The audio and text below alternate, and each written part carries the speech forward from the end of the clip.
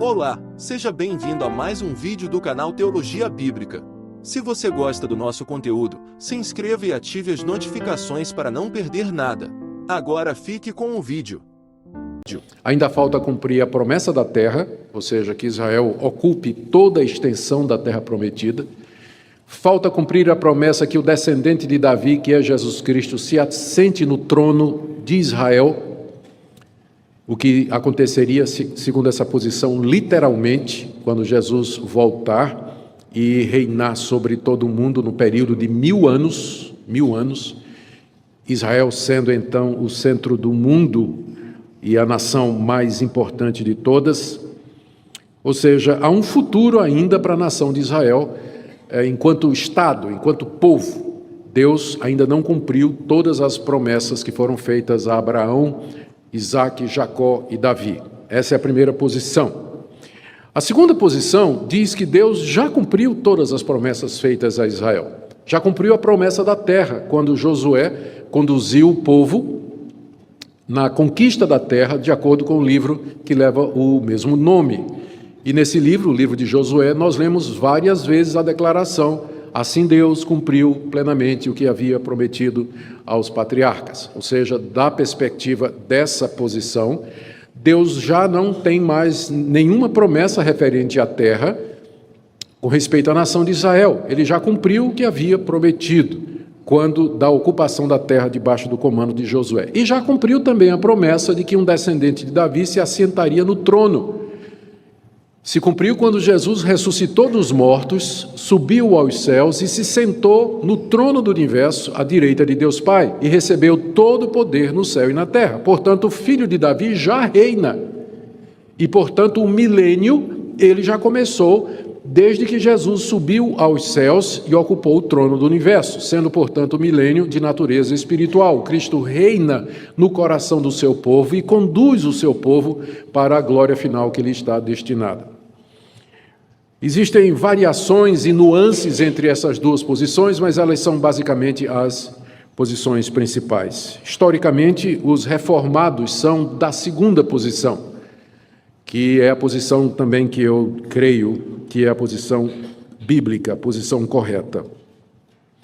Na passagem que nós temos diante de nós, o apóstolo Paulo continua a tratar exatamente desse assunto, qual o futuro de Israel dentro do plano de Deus. Ele já havia dito, e nós vimos isso na mensagem anterior, que Deus rejeitou a nação de Israel apenas em parte, porque dentro da nação havia aquilo que Paulo chama de o remanescente fiel, os 7.000 que não dobraram os joelhos diante de Baal. Ou seja, Deus não rejeitou completamente os judeus porque eles não creram em Jesus Cristo, mas Deus havia elegido na eternidade, predestinado um grupo de judeus que são o resto dos judeus que permaneceu fiel a Deus. Então a rejeição de Israel foi apenas em parte e não totalmente. E agora, nós vamos ver nessa noite, Paulo explica também que Deus rejeitou a nação de Israel não para sempre, mas apenas por um período, e que ele haverá,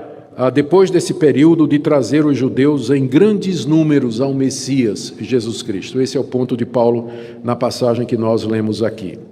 Vamos então, em primeiro lugar, ver a pergunta que o apóstolo Paulo faz iniciando a sessão. Verso 11: pergunto, pois, porventura tropeçaram para que caíssem? De modo nenhum. O que Paulo está perguntando aqui é o seguinte: quando os judeus tropeçaram, eles caíram em desgraça total diante de Deus, caíram para nunca mais se levantar? Vocês se recordam quando nós expusemos o capítulo 9, do que Paulo diz no verso 30 a 33. Ele diz que os judeus, procurando se justificar pelas obras e rejeitando a Jesus, a salvação pela fé em Jesus Cristo, eles tropeçaram na pedra de tropeço que é Cristo. Cristo é, ao mesmo tempo, o fundamento da igreja, a rocha sobre a qual a igreja se levanta, e ao mesmo tempo ele é pedra de tropeço para a nação de Israel. Os judeus tropeçaram em Cristo e caíram. Tropeçaram no sentido de que não entenderam quem ele era, não creram que ele era o Salvador, o Filho de Deus, e, portanto, o rejeitaram, como nós lemos nos Evangelhos e no livro de Atos e nas cartas. Esse foi o tropeço. A pergunta de Paulo é: Deus então, por conta disso, rejeitou os judeus para todo sempre? Ou seja, Deus castigou os judeus, não permitindo que mais nenhum judeu se converta? Nós já vimos que a resposta de Paulo para uma pergunta semelhante antes a resposta dele foi de modo nenhum, e a mesma resposta que ele dá aqui também. Os judeus não caíram para sempre, no sentido de que a queda deles foi fatal e Deus não quer mais nada com os judeus. Paulo diz que Paulo não quer que alguém chegue a essa conclusão das palavras que ele disse, por isso ele diz de modo enfático, de modo nenhum. Ou seja, a queda dos judeus não é irreversível. A rejeição é apenas por um tempo. E Paulo, então, a partir daí, dessa pergunta que ele faz, ele mostra o plano de Deus para a nação de Israel em relação aos gentios. E é um plano maravilhoso. Eu não creio que haja em nenhum outro lugar das Escrituras a revelação desse plano como nós encontramos aqui. Aqui Paulo desvenda qual era o projeto de Deus na eternidade. E esse projeto segue um padrão de algumas etapas. O plano de Deus era a queda dos judeus, abrindo porta para a salvação dos gentios. Os gentios, ao se converterem, provocam ciúmes nos judeus. E os judeus, então, se convertem a Jesus Cristo. Esse era o plano de Deus na eternidade. Plano que Paulo revela aqui, mostrando então que Deus tinha um propósito com a queda de Israel, o endurecimento dos judeus e a incredulidade deles, e que o alvo final de Deus é a conversão da nação de Israel ao Messias Jesus Cristo. Vamos ver então esse ensinamento a partir do verso 11 até o verso 24. Paulo aqui tem três pontos que eu quero ver com vocês. O primeiro deles está aí no verso 11 a 24, onde Paulo vai ensinar que a queda dos judeus, a incredulidade dos judeus, serviu de salvação para os gentios. Depois, no verso 13 a 16, Paulo ensina que os judeus, depois do tempo decorrido, marcado por Deus, eles serão restabelecidos, ou seja, eles se converterão ao Messias. E o terceiro ponto é que os cristãos, os gentios, aqueles não-judeus que se converteram a Jesus Cristo, não deveriam se vangloriar contra os judeus, verso 17 a verso 21, e depois nós faremos algumas aplicações práticas para nós. Vamos começar então com o que Paulo ensina, em primeiro lugar, sobre a queda dos judeus, trazendo salvação para os gentios. Está aí do final do verso 11 até o verso 12. Pela sua transgressão dos judeus, a transgressão aqui é a incredulidade com relação a Jesus. Pela transgressão dos judeus, veio a salvação dos gentios. O melhor comentário para isso que Paulo está dizendo aqui, que pela transgressão dos judeus veio a salvação dos gentios, os não-judeus, é a parábola que Jesus contou dos lavradores maus, que está em Mateus 21. A partir do verso 33, eu quero convidar você a abrir sua Bíblia e seguir a leitura. Jesus contou essa parábola em Jerusalém, naquela última semana de vida dele, antes da sua traição e crucificação, quando ele percebeu a hostilidade e a rejeição da nação de Israel para com ele, particularmente dos líderes, dos sacerdotes, dos escribas e dos fariseus. Jesus então contou uma parábola. Como nós sabemos, uma parábola é uma história fictícia ou real que tem como objetivo ilustrar um ponto doutrinário, ético, no caso aqui, escatológico. Verso 33, de Mateus 21. Disse Jesus: atentai noutra parábola. Havia um homem, dono de casa, que plantou uma vinha, cercou-a de uma sebe, que é uma cerca viva, construiu nela um lagar, que é um lugar onde se pisava a uva para fazer o vinho, edificou-lhe uma torre, para servir de torre de vigia, e arrendou-a a uns lavradores e depois se ausentou do país. Ao tempo da colheita, enviou os seus servos, os lavradores, para receber os frutos que lhe tocavam. E os lavradores, agarrando os servos, espancaram a um, mataram a outro e a outro apedrejaram. Enviou ainda outros servos em maior número e trataram-nos da mesma sorte. E por último, enviou-lhes o seu próprio filho, dizendo: a meu filho respeitarão. Mas os lavradores, vendo o filho, disseram entre si: este é o herdeiro. Ora, vamos, matemo-lo e apoderemo-nos da sua herança. E agarrando-o, lançaram fora da vinha e o mataram. Jesus então pergunta: quando vier o Senhor da vinha, o que fará aqueles lavradores? Os sacerdotes e os fariseus responderam: fará perecer horrivelmente a esses malvados e arrendará a vinha a outros lavradores que lhe remetam os frutos nos seus devidos tempos. E perguntou-lhe Jesus então: vocês nunca leram nas Escrituras? A pedra que os construtores rejeitaram, esta veio a ser a principal pedra angular. Isso procede do Senhor e é maravilhoso aos nossos olhos? Portanto vos digo, e aqui está o ponto que Jesus queria ensinar com essa parábola: eu vos digo que o reino de Deus vos será tirado de vocês, judeus. O reino de Deus será tirado de vocês e será entregue a um povo que lhe produz os respectivos frutos, que seriam os gentios. E verso 45, os principais sacerdotes e os fariseus, ouvindo estas parábolas, entenderam que era a respeito deles que Jesus falava. E o verso 46 diz que procuravam matar Jesus, embora não encontrassem ocasião para isso. A parábola, o sentido da parábola é claro. A vinha é o reino de Deus, o dono da vinha é o próprio Deus.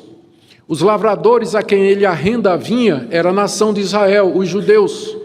Os emissários que foram lá cobrar os frutos foram os profetas que Deus mandou para a nação de Israel, que foram todos sistematicamente recusados, rejeitados, mortos, espancados e apedrejados. Finalmente Deus mandou o seu próprio filho para a nação de Israel, mas os lavradores rejeitaram o filho, tomaram o filho, jogaram fora da vinha e o mataram. A pergunta de Jesus aos fariseus foi: o que é que vocês acham que o dono da vinha vai fazer com esses lavradores? Em outras palavras, o que é que vocês acham que Deus vai fazer com vocês, que estão me rejeitando, o Filho de Deus, vocês que mataram todos os profetas que foram enviados? O que é que vocês acham que Deus vai fazer?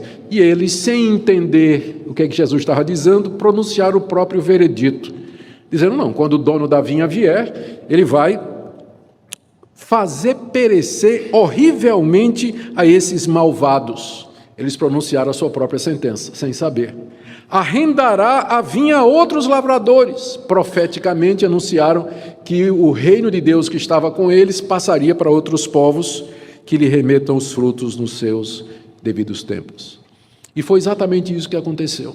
30 anos depois que Jesus disse essas palavras, as legiões romanas invadiram Jerusalém, cercaram a cidade. Depois de um cerco prolongado e difícil, eles entraram na cidade, mataram milhares de judeus, destruíram o templo, levaram os judeus cativos e os espalharam por toda a terra até o dia de hoje, cumprindo aquilo que Jesus disse: o dono da vinha virá e fará perecer horrivelmente esses malvados. E o reino de Deus então foi para os gentios. Deus tirou dos judeus e entregou aos gentios. Gentios são aqueles que não são judeus, brasileiros como vocês e como eu. Nós somos gentios. Se hoje nós estamos no reino de Deus, é por conta da transgressão de Israel, como Paulo diz aqui, voltando agora para o capítulo 11 de Romanos, no verso 11, na sua parte final: pela sua transgressão veio a salvação aos gentios. Se hoje nós cremos, se hoje temos a graça de ser salvos, é porque isso aconteceu. Notemos alguns pontos importantes aqui. O primeiro deles é que isso que nós acabamos de ver não significa que a igreja composta de gentios era um plano B de Deus. Deus tinha guardado na manga para uma emergência. Muitos de vocês que estão aqui vieram de igrejas onde isso é ensinado, que o plano de Deus era que Israel cresce em Jesus e que o milênio começasse com a vinda de Jesus Cristo logo na sua primeira vez. Mas os judeus rejeitaram a Jesus usando o livre-arbítrio. Nós não queremos Jesus. E Deus então tinha um plano B. Para a emergência, Deus tinha um plano. O plano de emergencial era a igreja cristã. Então Deus separa Israel e agora está lidando com os gentios. Portanto, dois povos. E quando acabar o tempo de lidar com a nação, de lidar com os gentios, Deus vai restaurar a nação de Israel como Ele queria que tivesse acontecido na primeira vinda de Cristo. Então você já deve ter ouvido isso Alguns de vocês vêm de igrejas onde isso é ensinado, é chamado dispensacionalismo. Mas aqui a passagem não está de alguma forma nenhuma, não é um acidente, mas faz parte do plano eterno de Deus. E como parte desse plano, essa entrada dos gentios na igreja vem com o objetivo de provocar os judeus, como Paulo diz aqui no final do verso 11, para pô-los em ciúmes, para colocá-los com ciúme, do tipo assim, os judeus vendo a grande quantidade de não-judeus, gentios, que estão crendo no Messias e recebendo o Messias, vai chegar um tempo que eles vão dizer assim, mas espera aí, Jesus é judeu, né? Jesus é o nosso Messias e ele está sendo aceito pelos que não são judeus e nós que somos judeus estamos aqui rejeitando e eles se converterão em massa a Jesus Cristo. Isso através do ciúme, através da emulação, como Paulo nos ensina aqui. Esse é o plano de Deus. O resultado disso é o que Paulo chama de a plenitude dos judeus. Veja aí no verso 12, ele argumenta, ora, ele está explicando o que ele disse, né, sobre a questão da transgressão deles trazer a salvação aos gentios para pô-los em ciúme. Ele diz, ora, se a transgressão deles, que foi rejeitarem Jesus, redundou em riqueza para o mundo, que é a salvação dos gentios, e se o abatimento deles, que é a rejeição deles de Cristo, serviu de riqueza para os gentios, porque os gentios se enriqueceram com a salvação eterna mediante Jesus Cristo, quanto mais a sua plenitude, quanto mais a plenitude dos judeus. O que ele está dizendo é o seguinte, se quando os judeus caíram, isso trouxe riqueza para o mundo, imagine quando eles se converterem em massa a Jesus Cristo. O que será a plenitude dos judeus? O que será? O que é que isso vai representar? É claro que Paulo aqui está na expectativa de que isso vai representar um momento glorioso na história da redenção. É por isso que ele chama da plenitude dos judeus, porque então Deus terá plenamente cumprido todo o seu propósito, Deus terá realizado plenamente todo o seu querer, a salvação chegará finalmente, terá alcançado finalmente não somente os gentios, mas também todos os judeus. Esse é o primeiro ponto do apóstolo Paulo aqui. Agora vamos para o segundo ponto. O primeiro é esse, que a queda dos judeus trouxe a salvação dos gentios. O segundo é que os judeus, então, haverão de ser restabelecidos, ou seja, a queda deles e a rejeição deles não é final. Haverá um tempo em que eles serão restabelecidos. Paulo aqui, isso aí do verso 13 até o verso 16, Paulo aqui se dirige aos gentios crentes que havia na igreja de Roma. Verso 13. Dirijo-me a vós outros que sois gentios. Na igreja de Roma havia judeus convertidos a Jesus Cristo e havia também não-judeus, romanos, gregos, gente de outros povos. Paulo aqui se dirige à ala não-judaica da igreja, aos que não eram judeus. Eu dirijo-me a vocês, gentios. E daqui até o final, Paulo está falando com os gentios. Essa palavra é particularmente para os gentios. E o que é que Paulo diz? Ele diz no verso 13, visto que eu sou apóstolo dos gentios, eu glorifico o meu ministério para ver se de algum modo posso incitar emulação os do meu povo e salvar alguns deles. Paulo aqui revela alguma coisa a respeito das suas intenções e motivações que só acontece aqui na carta aos Romanos, só nessa passagem. Nenhuma outra carta dele, ele revela essa motivação. O que ele está dizendo aqui é simples. Deus me chamou para ser apóstolo dos gentios. Paulo era judeu. Nós conhecemos a história de Paulo. Saulo de Tarso, judeu de judeus, da tribo de Benjamim, israelita da nata, perseguidor dos cristãos. Deus lhe aparece no caminho de Damasco, ele se converte, se torna o maior, aquele que era o maior perseguidor dos cristãos, se torna o maior pregador de Cristo. E Cristo o levantou para pregar esse evangelho, ele sendo judeu, Deus o levanta para que ele pregue entre os gentios. E Paulo aqui diz que ele exalta, ele glorifica o seu ministério, ele exalta o seu ministério, ele tem orgulho de ser pregador entre os gentios. Sabe por quê? Porque quanto mais gentios se converterem, maior vai ser o ciúme dos judeus. E quanto mais os judeus ficarem com ciúmes, mais judeus vão se converter. É exatamente isso que ele está dizendo aqui, ó. Verso 13. Eu sou apóstolo dos gentios, glorifico o meu ministério, quer dizer, eu me orgulho no meu ministério, para ver, verso 14, se de algum modo posso incitar a emulação do meu povo, posso incentivar ou encorajar ou impulsionar alguns do meu povo a crer em Jesus Cristo e assim salvar alguns deles. Mesmo que Paulo seja o apóstolo dos gentios, no fundo, o que ele queria também era a salvação dos judeus. Ele nunca abandonou a esperança, a paixão e o amor que ele tinha pelo seu próprio povo. Alguns, inclusive, acham que aquele espinho na carne que ele menciona, na segunda carta aos Coríntios, capítulo 12, era exatamente a dor constante que ele sentia, porque os judeus rejeitavam Jesus Cristo. Aqui nessa carta mesmo ele diz, eu queria ser anátema, separado de Cristo por amor dos judeus que são os meus compatriotas.